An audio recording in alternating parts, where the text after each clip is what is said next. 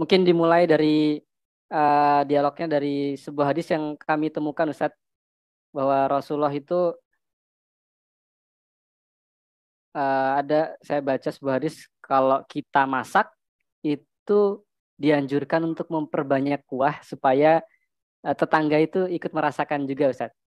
Dari hadis tersebut, apakah ini menunjukkan bahwa seorang muslim itu memprioritaskan tetangga di bab sedekah, Ustaz? Karena kami juga menemukan di Quran surat Al-Baqarah ayat 215 juga bahwa berbunyi yas'alunaka madza yunfikun qul ma anfaqtum min khairin falil walidaini wal aqrabin. Nah, wal aqrabin di sini apakah ini juga disebut sebagai tetangga, Ustaz? Baik. Idza tabakhta, kalau engkau memasak, fa'aktsir ma'aha, banyakkanlah kuahnya. Kenapa banyakkan kuah? Karena susah sampai di Madinah, miskin. Andai kau masak kuah pun banyakkan kuah. Ittaqin nar walau bisyiqqi tamrah. Kalau kau punya sebiji kurma, maka sebelah, bisyiqqi, kau belah dua, sebelah ke mulutmu, sebelah ke saudara. Artinya semua mengisyaratkan kepada berbagi. Wajaruhu ila jambihi ja'i'un, tetangganya kelaparan, imannya tak diakui. Disuruh memasak, lebihkan kuah. Untuk siapa? Bagi kepada tetangga.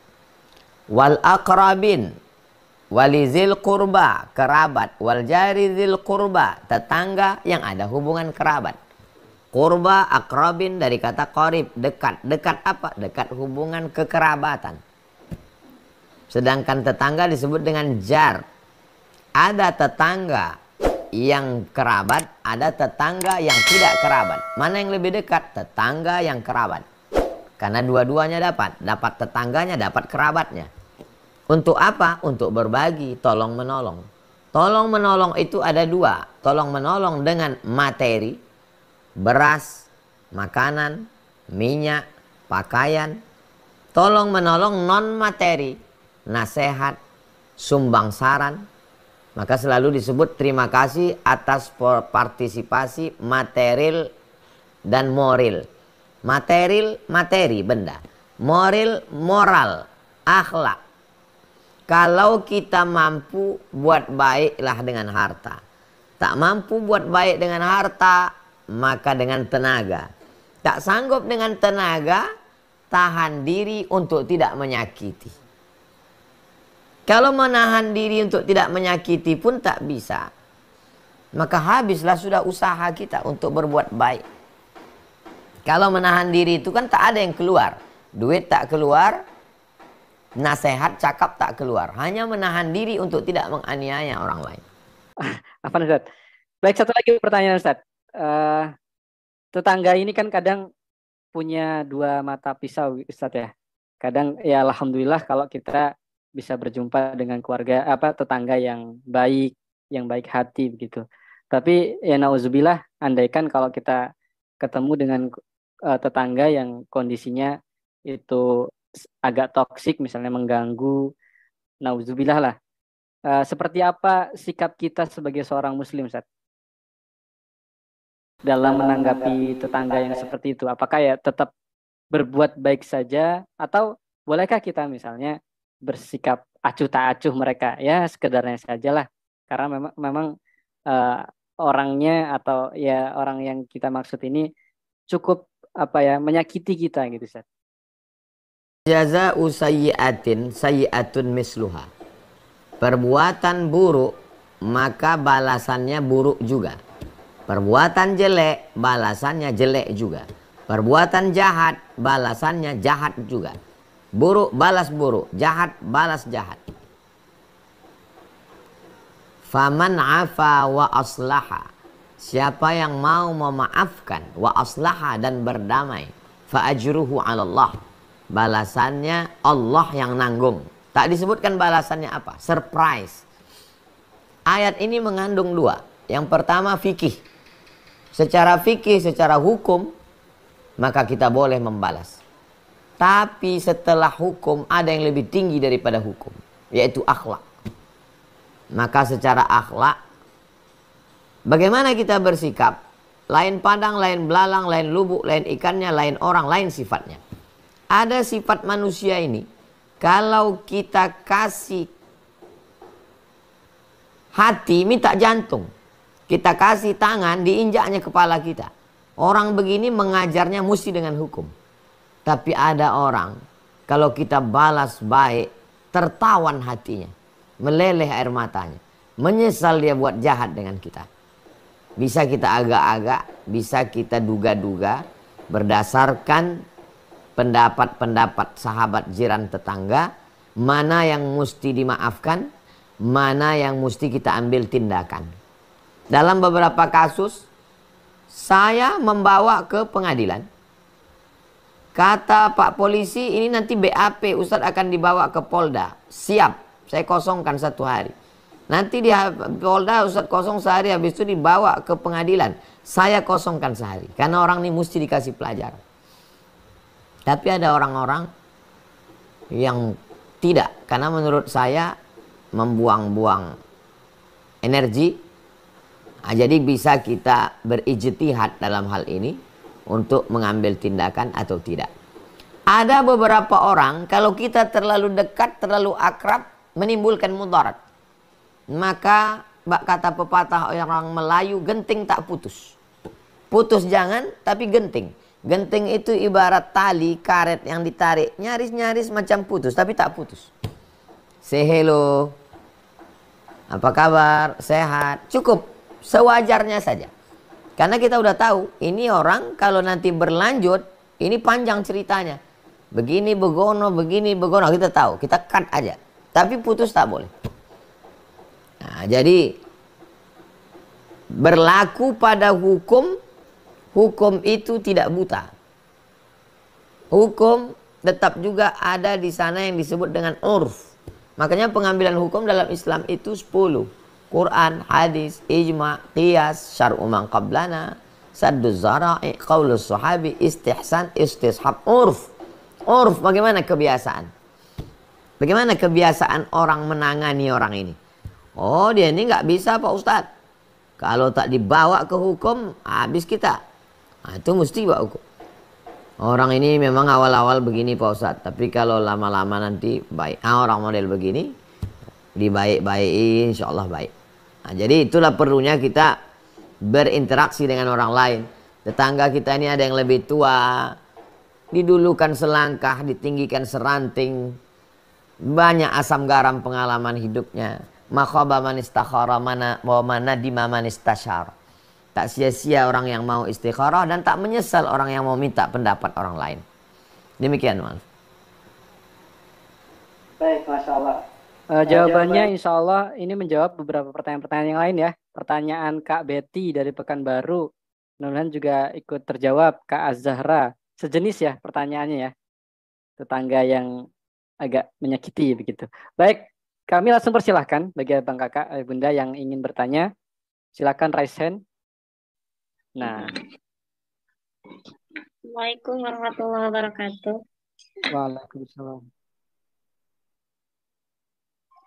Izin bertanya Ustadz, ini mengenai kebiasaan di kampung kalau ada orang meninggal kan suka bawa beras, itu yang punya beras bawa beras, kadang yang punya uang bawa uang. Terus kalau di kampung saya di kebiasaan zaman orang tua dulu katanya, kalau orang bawa beras, terus pulangnya si isi baskomnya itu diisiin uang sama pihak keluarga yang orang yang meninggal itu, katanya buat sedekah orang yang meninggal kepada tetangganya itu. Katanya itu gimana Ustadz menurut hukum Islam? Gitu aja. Karena itu bisa dihilangkan gitu. Padahal di Ustadz setempat saja udah menyarankan katanya itu nggak boleh diisi uang lagi katanya si baskom tempat berasnya itu katanya. Tapi pihak keluarga yang meninggal bilangnya ini buat sedekah orang yang meninggal itu kepada para tetangga yang takziah gitu. Ada hukum asal, ada praktek di tengah masyarakat. Saya ulang sekali lagi, ada hukum asal, Hukum asal di dalam kitab. Ada prakteknya di masyarakat. Hukum asalnya boleh jadi benar, tapi begitu sampai ke masyarakat jadi salah. Contoh, saya bersedekah kepada orang. Bersedekah air. Ini air untuk kamu. Pahalanya untuk almarhum ayah saya dan almarhumah emak saya. Perbuatan ini sunnah, baik. Mana dalilnya? Dalilnya sahabat Nabi namanya Sa'ad. Bertanya, ummi matat, emak saya mati meninggal. Afa atasaddaqu anha. Kalau saya bersedekah, apakah pahalanya sampai? Kata Nabi, tasaddaq, bersedekahlah engkau. Ayu sadaqatu afdal, sedekah apa yang afdal? Sakyul ma, ngasih air minum. Jadi perbuatan saya memberi air minum kepada orang, pahalanya untuk almarhum ayah saya, almarhumah emak saya. Perbuatan itu baik, sunnah, ada dalilnya. Tapi ketika sampai ke masyarakat bisa jadi salah. Gimana ceritanya bisa jadi salah di masyarakat? Menjadi kebiasaan kalau ada orang mati, maka disediakan duit di dalam baskom. Tamu yang datang ngambil duit sedekah dari orang keluarga yang mati. Yang jadi masalah ketika yang meninggal ini orang miskin. Ayahnya mati, dia sendiri susah. Tapi kalau dia tidak buat, tetangga akan ngomong, ayahmu menderita karena kau tak bersedekah. Akhirnya dia ngutang. Inilah orang yang paling malang di atas dunia. Sudah jatuh ditimpa tangga, diterkam kucing. Sudahlah ayahnya mati, dia susah, ngutang pula lagi. Gara-gara cakap tetangga. Makanya dibuatlah pengajian di sana. Dibuat pengajian, tablik akbar, tanya jawab. Wahai orang-orang kaya di kampung ini. Wahai tuan-tuan tanah, tuan-tuan takur.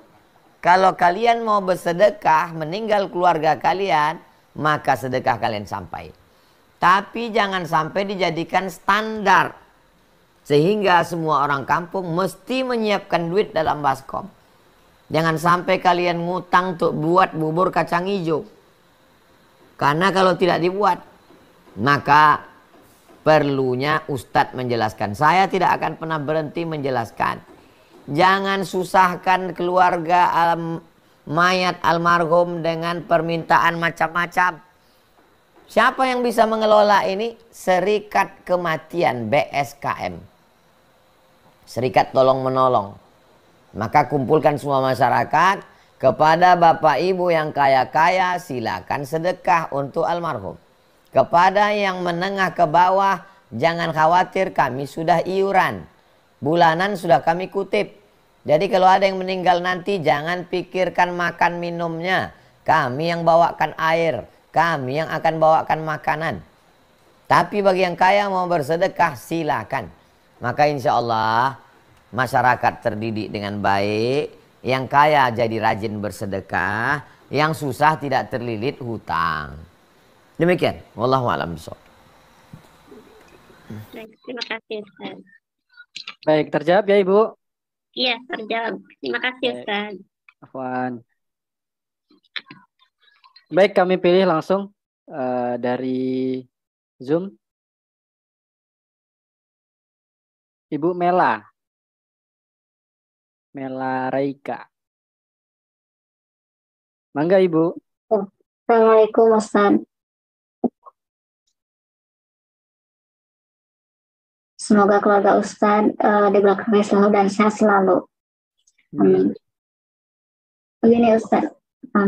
Begini Ustaz, kami baru pindah dan saya sebetulnya senang bukan memelihara kucing tapi memberi makan kucing yang ke rumah gitu.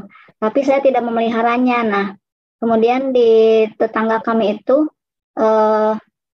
komplain karena kucing itu sering buang kotoran di jalan karena di sini sudah tidak ada lagi tanah-tanah untuk buang buang kotoran kucing gitu. Jadi mereka komplain dan satu saat saya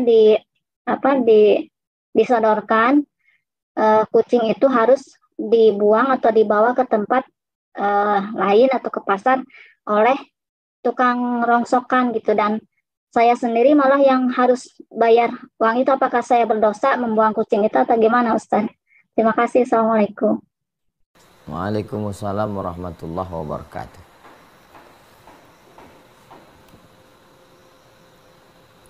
Nabi bercerita tentang seorang perempuan yang pelaku zina, jahat, diampunkan dosanya gara-gara mengasih minum anjing. Tapi juga Nabi bercerita tentang seorang perempuan yang ahli ibadah masuk neraka gara-gara tidak mengasih makan kucing. Apa hikmah di balik itu? Bahwa kesalehan tidak diukur hanya dari ritual, tapi kepedulian kepada makhluk Allah. Perbuatan ibu memberi makan kucing tidak salah.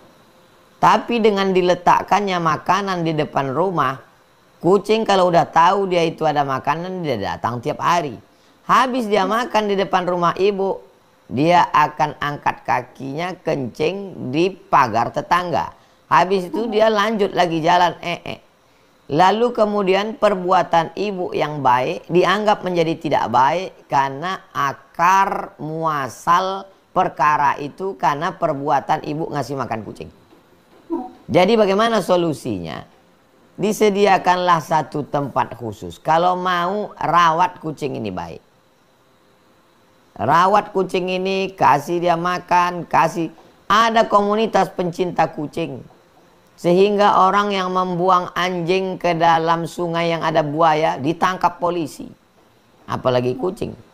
Ada yang penyayang binatang, itu ada webnya, ada grupnya, ada pencinta-pencinta ini.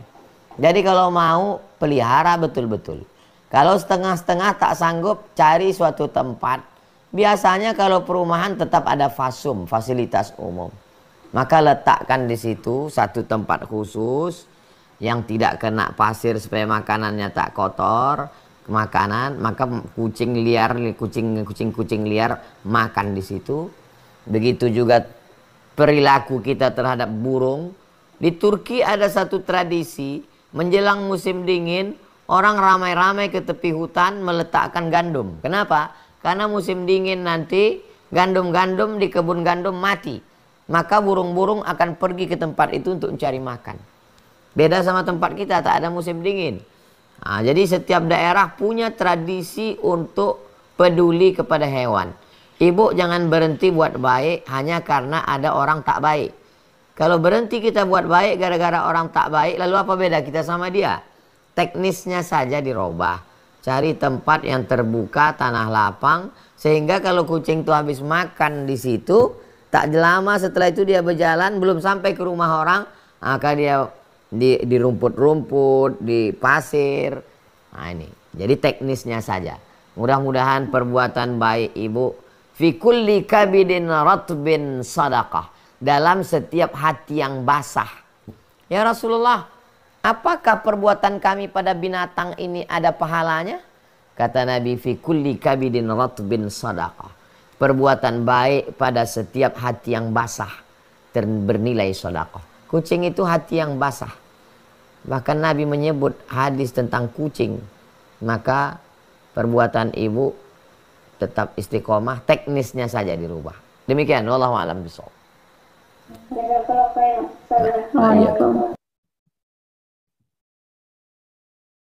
Baik, langsung saja kita ke penanya berikutnya. Kami persilahkan Bapak Herman dari Bandung.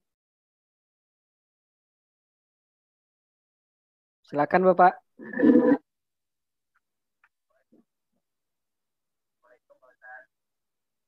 Kurang dekat Bapak, suaranya kecil. Waalaikumsalam warahmatullahi wabarakatuh.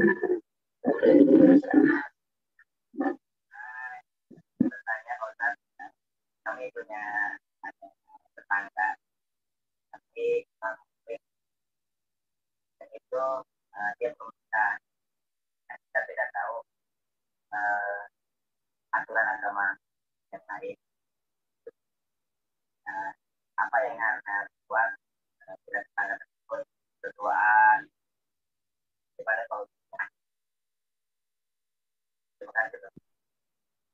Kurang jelas loh Pak. Ustadz dengarkah Ustadz?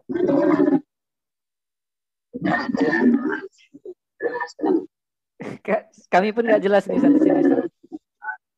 Ustadz.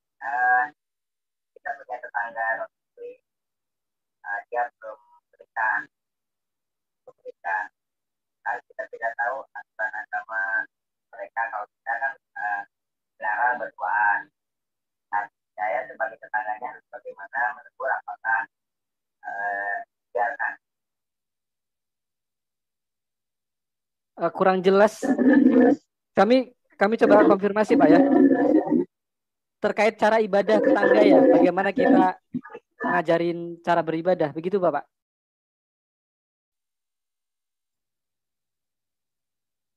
Mic-nya kurang jelas. Taruh dulu Pak. Nah, ini jelas, Ya. Assalamualaikum. Gini Pak Ustaz, saya ulangi lagi. Kita punya tetangga non Muslim yang belum menikah, karena kan kita tidak tahu aturan agamanya mereka. Tapi kita sebagai non Muslimnya, kalau kita kan berduaan belum nikah kan nggak boleh.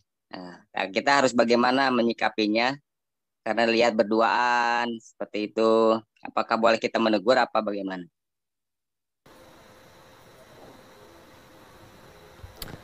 Kita ini tinggal di negara hukum. Hukum kita berdasarkan Undang-Undang Dasar Pancasila, Undang-Undang Dasar 1945. Pemerintahan yang terendah paling bawah ada RT, ada RW. Maka dudukkan bersama. Kalau kita tinggal di komplek perumahan tetangga ada yang tidak Islam.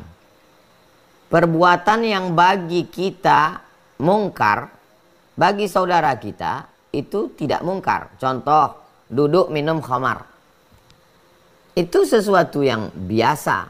Tapi bagi kita itu perbuatan mungkar. Jadi kalau kita duduk bersama, kita menemukan solusinya. Mungkin kalau mau duduk kongko-kongko, mungkin di dalam rumah. Atau di rumah yang ada terasnya tertutup. Sehingga tidak dilihat oleh anak kita, saudara kita yang perempuan. Begitu juga masalah berdua-duaan. Mungkin kalau perbuatan itu di depan mata kita sebagai orang muslim yang taat beragama, maka kalau dia mau, ya di dalam rumah dia, kita tidak urus perbuatan orang dalam rumah orang. Ini pagar rumah dia, dalam rumah dia. Tapi saya rasa tidak ada saudara kita yang non-muslim membiarkan anak gadisnya melakukan perbuatan free sex, seks bebas. Itu nggak ada. Karena tidak ada fitrah naluri seorang bapak yang mengizinkan anak gadisnya, anak perempuannya melakukan mereka tetap juga ada aturan pernikahan. Jadi secara etika moral, jadi tidak semuanya bisa diselesaikan dengan aturan agama kita. Karena saudara kita ini bukan di dalam lingkaran kita. Nah, maka kita sampaikanlah kepada pemerintahan terendah yang ujung tombak, Pak RT, Pak RW, tolong dudukkan masalah ini. Sehingga dibuatlah aturan. Aturan itu dibuat untuk kemaslahatan bersama. Itulah pentingnya musyawarah, duduk. Diangkat, RT itu diangkat kita yang milih. Pilihan kita. Mudah-mudahan solusi ditemukan dengan bermusyawarah. Makanya salah satu dari Pancasila itu adalah permusyawaratan. Kita mengenal ada namanya musyawarah mufakat. Demikian. Wallahu a'lam bishawab.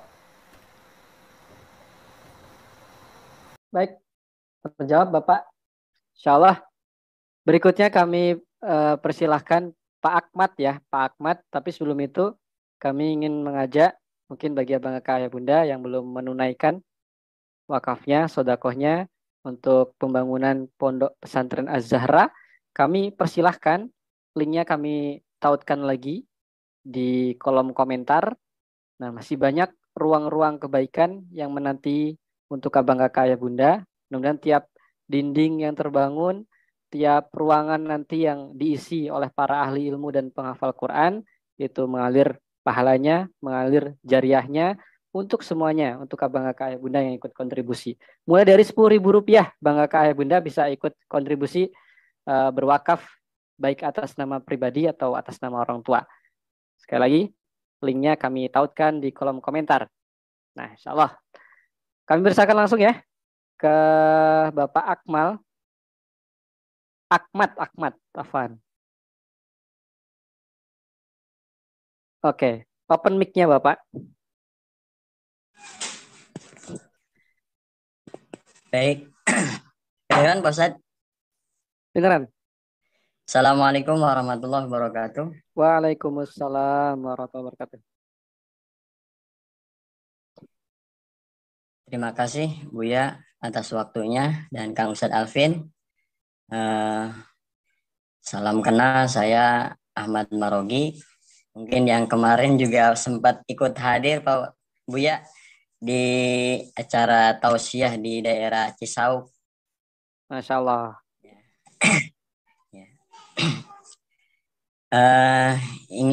Saya ingin bertanya sama Buya, mungkin mengenai tetangga ya. Jadi tetangga di sini masih termasuk kerabat atau keluarga. Ini masih terhitung tetangga ya Pak Ustadz ya. Yang ingin saya tanyakan, bagaimana cara membangun kekeluargaan untuk sama-sama membangun majelis taklim. Kebetulan di rumah gitu ya, di rumah sendiri memang ada majelis taklim Pak Ustadz, Buya. Terkadang mungkin ini hanya suudzon saya kali ya, ketika ingin sama-sama membangun bersama keluarga, ada salah satu dari adik saya atau siapa ya, kemudian ketika kita mau memulai untuk memprogram daripada majelis taklim, ya ternyata tidak sinkron Bu ya, gitu ya. Tidak sinkronnya emang karena mungkin si ini ada saya pengennya seperti ini, saya seperti ini gitu. Nah ini yang saya ingin tanyakan, bagaimana solusinya supaya kita bisa sama-sama membangun untuk terutama jariah yang diwariskan oleh orang tua gitu ya. Memang ini intinya ingin melanjutkan daripada perjuangan pengajian yang ada di majelis taklim tersendiri. Itu aja, terima kasih Buya.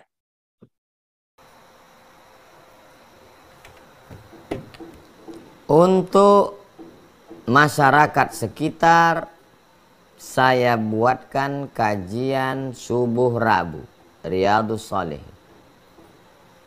Untuk ustazah, yayasan, guru, semuanya tim kumpul hari Kamis, malam Jumat, awal bulan baca Yasin. Habis baca Yasin, awal Al-Baqarah, tengah Al-Baqarah, ujung Al-Baqarah, Qul huwallah 3 kali, Qul bil falaq sekali, Qul bin nas sekali, Al-Fatihah, zikir la ilaha illallah, berdoa, makan. Untuk teman-teman seangkatan saya sebelum ke Mesir, angkatan 96, rumah siapa yang bisa bulan ini? Rumah si Anu. Datang, kumpul duit, makan, baca. Kita baca kitab Imam Al-Ghazali. Dapat 2-3 baris, yang penting kumpulnya. Baca ini hanya sekedar ngambil barokah ngaji. Baca, tanya jawab, makan, pulang. Untuk angkatan ke Mesir 98, kami angkat ketua. Kemarin di Jakarta ketemu. Nanti ketemu lagi di rumah siapa. Untuk angkatan pondok, baru tadi WA-nya masuk. Kapan kita ketemu? Saya bilang saya sebulan ada waktu 20 jam. Sebelum khutbah Jumat, ba'da Jumat, malam Sabtu, Sabtu subuh. Pilihlah antara 5. Yang penting ketemu silaturahim. Ngaji, tanya jawab, ngobrol, cerita, tak usah terlalu formal-formal. Jangan memikirkan yang tak perlu dipikirkan. Jadi kalau ada orang 10 yang setuju 7, yang setengah-setengah 2, yang 1 menolak, kenapa kita mesti gagal batal hanya gara-gara upil-upil ini? Kalau saya hiraukan itu. Saya tak pernah memikirkan yang tak perlu dipikirkan. Saya jalan saja. Saya macam kereta api di atas rel. Saya jalan aja. Orang mau datang, orang mau tidak. Ini ikhtiar saya supaya saya lepas ketika ditanya Allah. Dan kemudian saya berdoa. Selesai. Saya tidak pernah ada mengganggu pikiran saya. Tapi pertemuan-pertemuan ini saya buat. Pertemuan lingkungan, pertemuan yayasan, pertemuan dengan teman-teman alumni Azhar, pertemuan dengan kawan seangkatan, ketemuan pondok, semua saya buat. Supaya waktu saya ceramah, dia tidak menendang ke dalam. Kok cuman pandai ngomong. Demikian usaha ikhtiar kita. Wallahu a'lam bishawab.